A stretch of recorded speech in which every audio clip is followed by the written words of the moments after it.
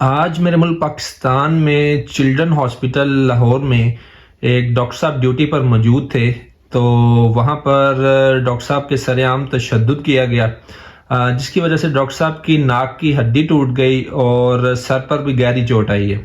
اور سر پر گہری چوٹ آنے کی وجہ سے وہی ڈاکٹر جنرل ہاسپٹل کے آئی سی یو میں اس وقت زیر علاج ہیں۔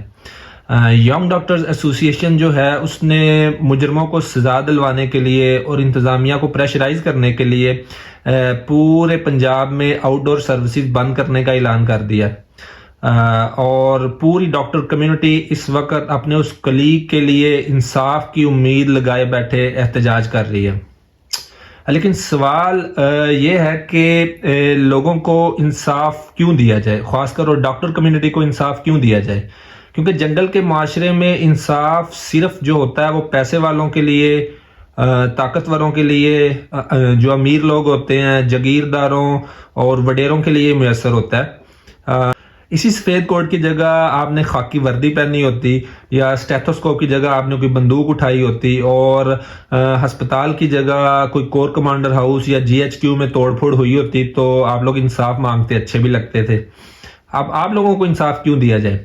اور آپ کو کس نے کہا تھا کہ آپ اس معاشرے میں پڑھ لکھ کر پولیس والے یا فوجی بننے کی بجائے آپ ڈاکٹر بنے؟ کیونکہ سب سے بڑا قصور تو آپ کا یہی ہے۔ اور نہ ہی ہم نے جو مملکت خدا داد ہے وہ غریب اور پڑھے لکھوں کے لیے بنائی ہے۔ اس لیے مہربانی کریں، اگر آپ نے اس ملک میں رہنا ہے تو ڈنڈے ٹھڈے اور چپیڑیں کھا کھو کر شکر ادا کریں، اور انصاف کے لیے جو ہے نا وہ اپنا منہ بند رکھیں۔ اور آخر میں اپنے کولیگز اور جو جونیئرز ہیں ان سے یہ کہنا چاہوں گا کہ اگر آپ اس ملک میں اور اس معاشرے میں آپ ڈاکٹر بننے کی غلطی کر بیٹھے ہیں اور انصاف لینے کا کیڑا آپ کو زیادہ ہی تنگ کر رہا ہے، تو کوئی 2-4 امتحان پاس کریں اور کافروں کے ملک میں جا کر اپنی دنیا اور آخرت جو ہے وہ برباد کریں، کیونکہ مملکت خدا داد کے سسٹم کو زخموں پہ مرہم رکھنے والے مسیحوں کے زخموں پر صرف نمک چھڑکنا آتا ہے۔ انصاف کی امید آپ نہ رکھیں۔ اوکے؟